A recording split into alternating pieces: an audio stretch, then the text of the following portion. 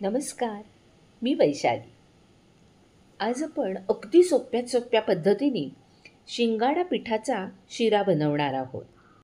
सगळ्यात आधी गॅसच्या सगळ्यात छोट्या बर्नरवर अशी एक प्लेट ठेवली आहे आणि त्याच्यावर भांडं ठेवायचे. गॅसची ज्योत सुरुवातीला अगदी बारीक ठेवलेली आहे. याच्यामध्ये 1 कप शिंगाडा पीठ घेतलेलं आहे. भांडं थोडंसं तापल्यानंतर गॅसची ज्योत मध्यम केली तरीही चालेल. शिंगाड्याचं पीठ लवकर भाजलं जातं, त्यामुळे हे सतत हलवत राहा. आणि आज आपण थोडा वेगळ्या पद्धतीने हा शिरा करणार आहोत. त्यासाठी इथे आत्ता आपण 1 कप पीठ घेतलेलं आहे, पण एवढंच पीठ तुम्हाला लागेल असं नाही आहे. साधारण 5 मिनिटातच पिठाचा रंग बदललेला आहे, म्हणजे आपलं पीठही भाजून झालेलं आहे. आणि आता मी गॅस बंद करते. नंतर हे पीठ दुसऱ्या एका भांड्यात काढून घ्या. नंतर थोडं जास्त पिकलेलं इथे आपण हे केळं घेतलेलं आहे. केळं सोलून घ्यायचं आहे आणि हे केळं जास्त गोड आहे, त्यामुळे मी यातलं फक्त अर्ध केळं आत्ता वापरणार आहे. आणि थोडे छोटे असे या केळ्याचे तुकडे करून घ्यायचे आहेत.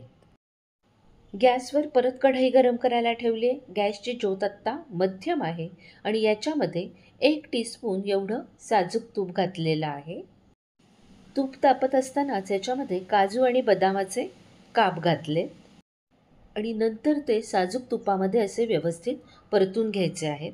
लक्षात ठेवा, याचा कच्चेपणा निघून जाणं गरजेचं आहे. साधारण 1 मिनिट आपण हे परतून घेतलेले आहेत. नंतर याच्यात घातलंय केशर आणि केळ्याचे काप. या दोन्ही गोष्टी परत साधारण अर्धा मिनिट तरी तुपामध्ये परतून घ्या. केळं पण तुपामध्ये असं परतून घेतल्यामुळे आपला जो शिरा तयार होणार आहे त्याला स्वाद खूप छान येतो. या मिश्रणात पाऊण कप पाणी घातलेलं आहे.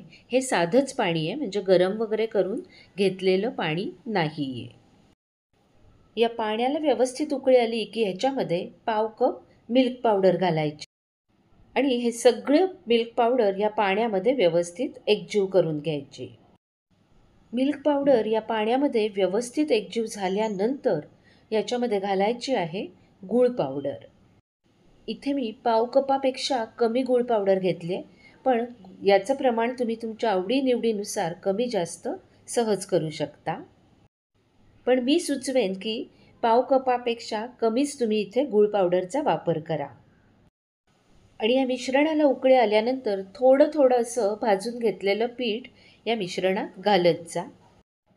पीठ एकदम घालू नका, गरज पडेल तसंच इथे आपण थोडं थोडं पीठ घालत जाणार आहोत.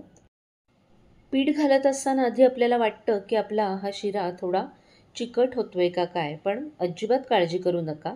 जशी गरज पडेल तसं असं मी आत्ता दाखवते तसं थोडं थोडं हे पीठ आपण घालत गेलो की अगदी अप्रतिम चवीचा शिरा तयार होतो.